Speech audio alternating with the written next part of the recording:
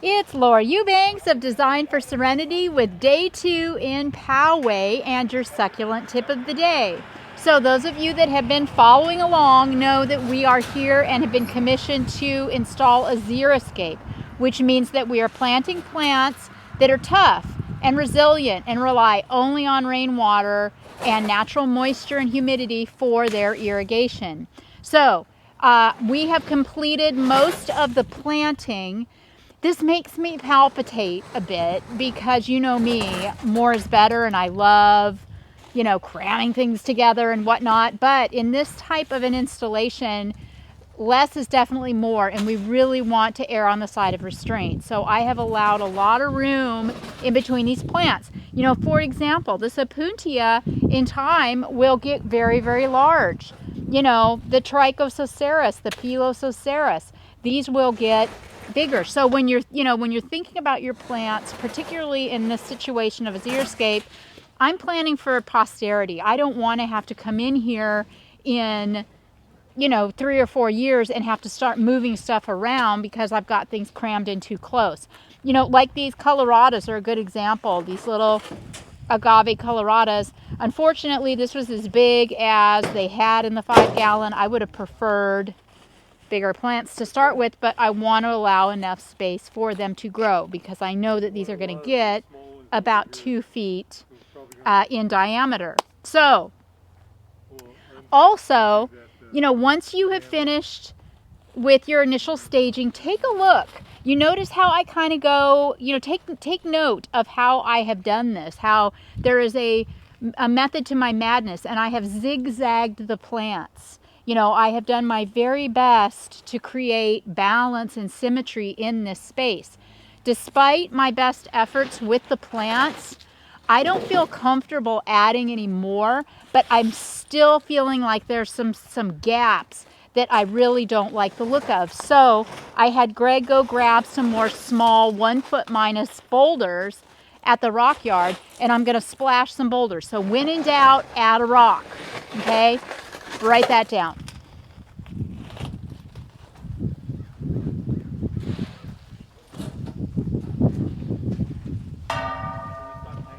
Yes, please. Start at the bottom and work your way up in case we don't get done. You're still on. Okay. Okay. So yes, and over on this side, same thing. This wasn't as large of an area to cover, but the same concept of zigzagging the plants and making sure that I have symmetry. Now, also you'll notice the Dazzlerian longissimums that I've planted in here. These are a very in-your-face plant, especially right now since they're so large in comparison to some of the other specimens. So I literally had to go across the street and look at the entire space to make sure that I had these staged appropriately so that they looked balanced. So Mentioned that we had one over there. yeah, I had one up here in the corner where this aloe vera is, and it looked great from up there, but when I walked across the street, it wasn't cute at all. It didn't look good. It looked weird. So we moved it. But this is a really, really fun process. And, don't get analysis paralysis. Don't overthink it, but just, look for symmetry, look for balance. Super happy with how this big area has shaped up. I cannot stress the importance of buying larger specimens if at all possible. If you can't afford to do that, save your money and wait till you can. It can take many, many years for these plants to get to this size. And it's very, very difficult to stage and design a garden with specimens that are very, very small, if you're not familiar with their growth habits. So yes, I used 15-gallon plants, and look at what an impact these have made. Also, I know how these things are going to grow. I don't see the barrel cactus getting a whole lot bigger, but everything else in here is going to double or triple in size over the next few years. Up at the very top at the fence line, I've also stuck in some columnar cactus, which aren't going to really showcase right now because they're a little on the small side, but in a few years, they're going to look so amazing against that fence. I had one of you comment yesterday, and I want to say thank you guys for subscribing. Please subscribe to my channel. I appreciate it so much. And if you'd like to support the channel, make sure that you also hit that join button. It helps me eat. Thanks, guys. But at any rate, I digress. Point is, somebody commented about asking about rot on an echinocactus, on a barrel cactus, and I told them that I didn't think that they had rot, but even if you do, look at this guy. Yikes. This plant started to rot, and look at how it healed itself. I mean, I'm not pushing really hard, but this is tough. This is like a callus. So this plant has recovered. It has healed itself, and it's going to continue on. So, you know, I'm just so amazed at the resilience of these plants. Is it going to look good? You know, it may grow some tissue and heal and improve in appearance. But that's why I flipped it around to the back. Gosh, what else can I tell you? Oh yeah. I talked a little bit about that yesterday, how I'd give you some tips on how to make your plants look bigger. I had a lot of ground to cover over here. This was a really big empty space. So instead of 1 aloe vera, I've staged 2. So instead of, you know, basically this is going to look like a much larger stand, a much more expensive plant, because I'm going to plant them really close together. So it just looks like one big giant plant. Now that we have Hannah up here, you can see where I've staged the cactus too, against the fence line, and how pretty those are going to look. We will be smoothing out this rock and doing some raking. I'm also going to spray some, very carefully, but I am going to spray some herbicide on the ground and around all of the edges before we throw down the rock. Remember, I'm not doing weed barrier fabric because it's so steep.